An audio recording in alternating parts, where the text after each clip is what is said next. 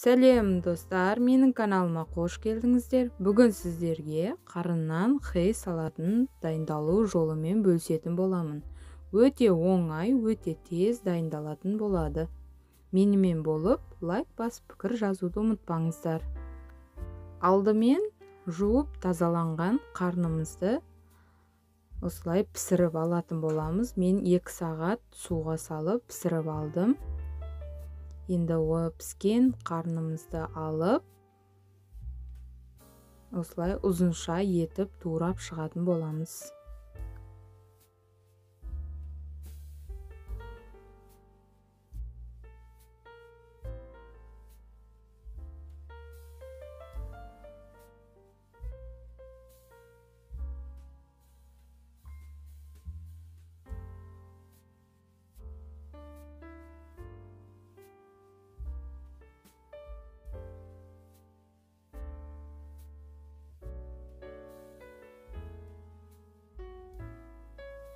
Міне осылай барлығын турап алатын боламыз. Осылай ыдысқа салдым, үлкендеу. Енді ішіне бір пиязымызды майда емес, орташа етіп турап ішіне салатын боламыз.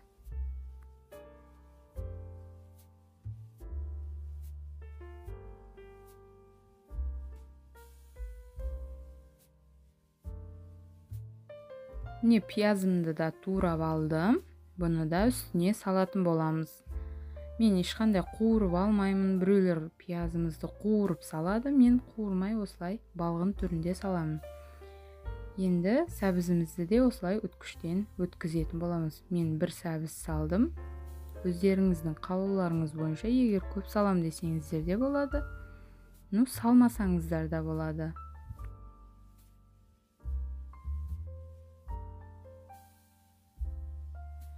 3-4 сарымсағымызды да үткіштен өткізіп, үстіне салатын боламыз.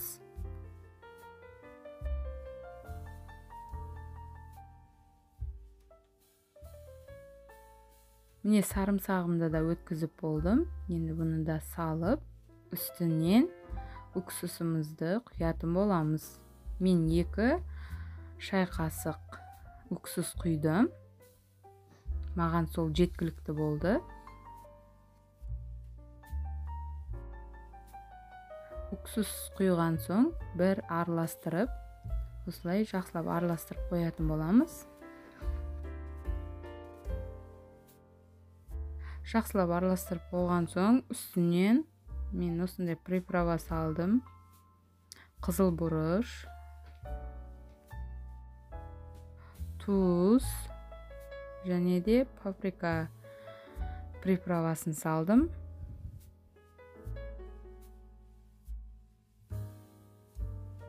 Дәміне қарай саласыздар. Мен бір ас қасық паприка салдым.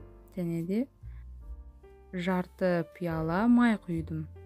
Маған сол жеткілікті болды. Өздеріңіздің істеп жатқан салаттарыңызға байланысты қанша салуларыңызды көретін боласыздар. Осылай қолымызбен жақсылап тұрып араластыратын боламыз. Араластырып болған соң үстін жауып 1-2 сағатқа қойып қоямыз. Одан соң алып дастарханымызға тарта беруге болады. Өте дәмді, өте керемет болып шығады. Сіздер де дайындап көріңіздер. Егер де осы рецепт сіздерге ұнаған болса, лайк басып пікір жазуды ұмытпаңыздар.